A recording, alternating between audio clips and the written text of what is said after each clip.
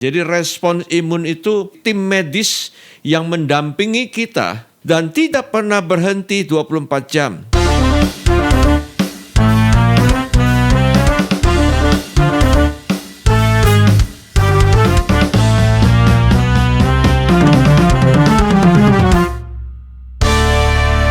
Dr. Hans, minggu lalu di acara Good Talk saya dan Dr. Hans sudah membahas soal imunitas ya.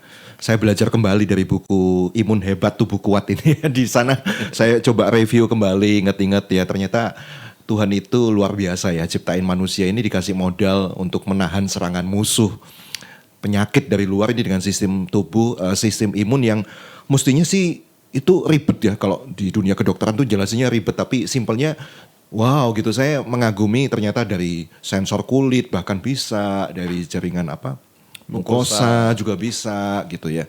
Wow begitu hebat. Intinya pokoknya penyakit masuk langsung ini AIDS nanti dulu gitu ya. Dan Dr. Han udah mengajarkan ya lewat superfoodnya dan juga pola hidupnya itu ternyata juga bisa menambah imun gitu ya. Nah, di kali ini yang part kedua ini di Good Talk kali ini kan kita masih membahas soal masalah imun nih, Dr. Hans ya. Kita akan membahas tentang ketika sistem imun itu salah langkah.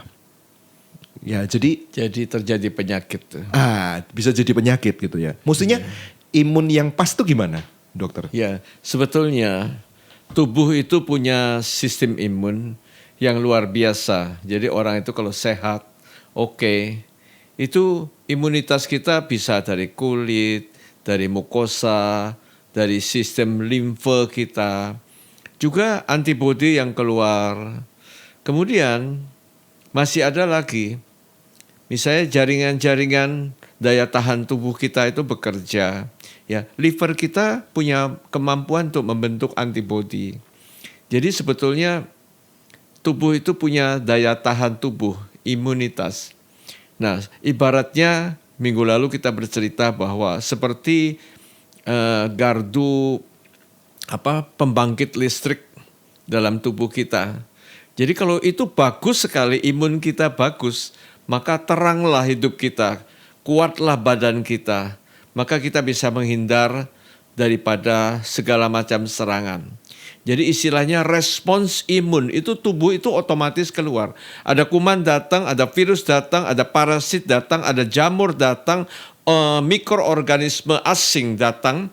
Lalu respons imun kita lalu menangkal. Mulai leukosit bekerja, mulai limfosit bekerja, mulai limpa bekerja, aliran darah mengalir untuk menangkal, melawan. Jadi respons imun itu saya sebutkan dalam buku saya ini buku yang baru terbit beberapa bulan yang lalu, yaitu seperti tim medis yang mendampingi kita.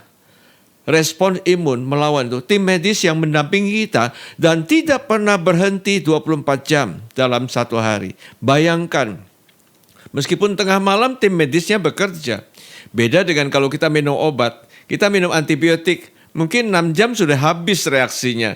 Minum obat paracetamol, panasnya turun, sebentar lagi naik lagi panasnya, demamnya. Tapi sistem imun ini, respon imun yang Tuhan berikan kalau kita kuat, itu bekerja otomatis 24 jam tanpa kita suruh, tanpa kita manggil, tanpa kita panggil 911 atau pakai WhatsApp manggil, tanya ke IGD dan sebagainya. Otomatis penyakit itu bisa kita tangkal. Nah sekarang, bagaimana kalau imun kita jelek? Imun kita bisa rusak. Imun itu bisa overaktif, berlebihan. Bisa juga imun itu rendah. Saya katakan yang rendah dulu. Kalau rendah berarti orang itu gampang sakit. Keadaan bagaimana orang itu imunitas rendah? Yang umum-umumnya itu misalnya orang itu diabetes, itu gampang kena penyakit. Orang itu tua. Orang itu kurang tidur, orang itu makannya ngawur. Bahkan dikatakan orang yang merokok, orang yang gemuk, itu gampang sekali, imunnya rendah. Jadi kalau kena penyakit menjadi lebih berat. Ya. Nah, kalau ada serangan virus seperti HIV. HIV itu penyakit AIDS, acquired immune deficiency syndrome. Jadi imun defisiensi berarti imunnya jelek. Berarti gampang sekali penyakit. Penyakit yang ringan saja dia sudah mati. Infeksinya menjalar kemana-mana. Orang lain minum antibiotik 3 hari sudah sembuh, sedangkan orang yang HIV bisa fatal. Gitu. Iya. Ini terjadi ketika ya itu tadi imun ini salah langkah udah ya gitu. Rendah sekali. Rendah sekali ya. Nah, ada juga yang ketinggian berarti. tinggi. Jadi kalau tinggi misalnya hipersensitif. Iya. Artinya overacting tuh. Berlebihan. Lebay. Ya. Bukan kuman yang datang, bukan virus yang datang, hanya gara-gara debu aja datang. Orang itu timbul respon, gatal-gatal, bentol-bentol, itu reaksi imun kan. Iya. Jadi terjadi alergi orang bilang atau hipersensitif macam-macam ya. Ada yang serangan asma, tiba-tiba sesek gara-gara kena bau-bauan tertentu, asap dan sebagainya. Ya, ada orang yang gatal-gatal, ada orang bersin-bersin. Iya. Ada orang sampai sesak napas, macam-macam reaksi imun itu. Jadi reaksi imun itu bisa berlebihan. Nah, kenapa sampai berlebihan? Karena dalam keadaan tubuhnya tidak sehat. Tidak sehat antara lain misalnya dia kurang tidur. Orang kurang tidur kan gampang bersin kan? Iya, betul. Orang misalnya terus terpapar dengan udara dingin dan kemudian dia tidak pakai jaket, kemudian dia kurang tidur dan kemudian ada debu, mungkin hanya bermain dengan hewan peliharaan, misalnya ada kucing, ada anjing, lalu kena bulunya itu bersin-bersin, asmanya kumat, mengi katanya orang. Nah itu hipersensitif. Oke. Jadi ada yang sangat lemah, ada yang hipersensitif, ada juga yang overaktif ya mungkin ya. Ada yang salah kaprah. Yaitu autoimun itu ya. Autoimun itu salah kaprah. Ini akan kita bahas ya. Baik dok, kita mulai dari yang imunnya itu terlalu rendah ya. Gampang sakit ya. Berarti kalau ibaratnya tadi gardu, terang, ini buatnya kecil.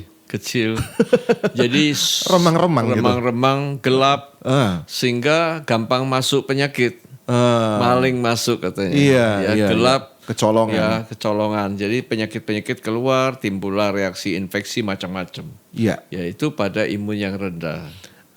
Kenapa orang bisa memiliki imun yang rendah? Ya.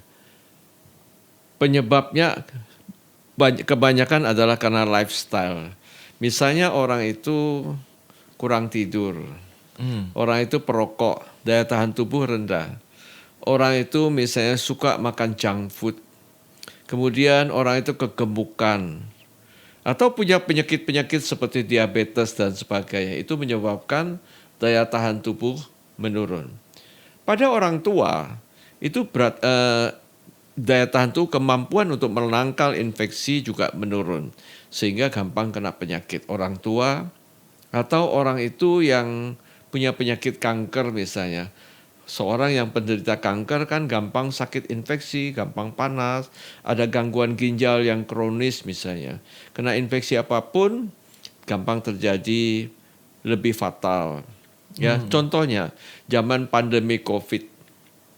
Tiap hari kalau ada komorbid, ada darah tinggi, ada diabetes, ada kegemukan, ada macam-macam. Nah, itu kalau kena Covid kan bisa mati. Bisa meninggal. Betul. Wah ini jadi apa ya, jangan remehkan, ternyata ada yang bilang gini kan, oh saya sakit ini karena saya salah makan ini. Oh makanannya disalahkan gitu, oh salah makan ini gitu. Padahal makanan memang penting ya dok ya untuk membangun imunitas gitu. Kuncinya ya memang imunitasnya dia rendah karena gaya hidupnya, gaya makannya salah gitu. Ya. Jadi sebetulnya luas sekali, bukan hanya masalah kualitas makanan. Jam makan keliru aja salah. Kita yang suka makan malam, larut malam, itu membuat perut buncit, nimbun kalori banyak, gampang kegemukan, gampang diabetes, kolesterol juga ikut naik, trigliserid tinggi selangit. Dan apa yang terjadi? Daya tahan tubuh pasti turun, penyakit nanti, belum lagi nanti stroke, jantung dan sebagainya. Jadi cara makan juga keliru, kualitas makanan juga keliru, atau orang yang suka makan makanan yang kalengan, kotaan, bungkusan, botolan, kemasan, itu makanan yang diolah sangat tidak sehat. Ya, ya, saya tidak melarang makan seperti itu, tapi coba dibatasin. Kita cari yang sehat. Yang sehat selalu yang baik itu yang penuh antioksidan, banyak fiber, serat, banyak vitamin, mineral, dan itulah sayur dan buah-buahan. Iya, iya. Oke, sayur dan buah-buahan warna pelangi ya, saya masih ingat itu. Oke. Ini untuk orang-orang yang seperti itu ketika imunnya rendah, jadi apa yang harus dilakukan, Dok, supaya tidak gampang sakit? Ya, tentu kita mengikuti cara makan yang benar, perilaku hidup yang sehat, ya, macam-macam. Tidur, minumnya air putih, makan teratur, kemudian tidak kegemukan, lemak gula diturunkan, tidak merokok dan sebagainya, ya. Dengan mengatur gaya hidup itu, maka daya tahan tubuh kita otomatis menjadi lebih baik lagi. Tidak stres termasuk loh, banyak ketawa, nyanyi, ya, hati gembira, bukankah itu obat yang manjur? Karena stres hormon itu keluar, ketika kita stres keluar adrenalin, itu merusak pembuluh darah kita, menyebabkan daya tahan tubuh kita turun, penyakit akan bermunculan. Soalnya kan banyak ya di antara kita, aduh saya ini gampang sakit-sakitan sehingga wah minum suplemen segala macam supaya nggak sakit gitu, takut sakit soalnya. Sebenarnya ya bukan suplemennya, suplemen oke, tapi bagaimana dengan tadi ya pola makan, apa yang dimakan. Begadang ya Dok ya, suka begadang. Termasuk merusak imun. Nah, pantes tuh Bang Roma zaman dulu, begadang jangan begadang. Ternyata gitu ya, itu semua merobohkan bahkan melemahkan sistem imun dalam tubuh kita gitu ya. Oke. Sekarang kita cerita autoimun. Sebelum kita cerita tentang autoimun, ini sering ya banyak gangguan-gangguan kita dihantui oleh penyakit autoimun ini. Kalau divonis autoimun tuh ya sama menakutkannya juga, nanti kita bahas kanker juga ya Dok ya. Nah, ini kita akan bahas di Good Talk selama siang ini. Silakan Anda nanya-nanya ya. Nggak cuman kita berdua aja yang ngobrol. Kita semua yuk kita ngobrol demi kesehatan kita masing-masing. Ada satu gangguan yang perlu Anda tanyakan. Ada satu perkembangan penyakit Anda yang semakin memburuk misalnya. Anda boleh tanyakan ke Profesor Dr. Hans Tandra, spesialis penyakit dalam. 3 buku Imun Hebat Tubuh Kuat akan dibagikan gratis buat Anda. Langsung dikirim ke rumah Anda dan gratis yang paling penting. Silakan Anda tanyakan di acara Good Talk ini ya, setiap Rabu jam 2 siang sampai jam 3 sore.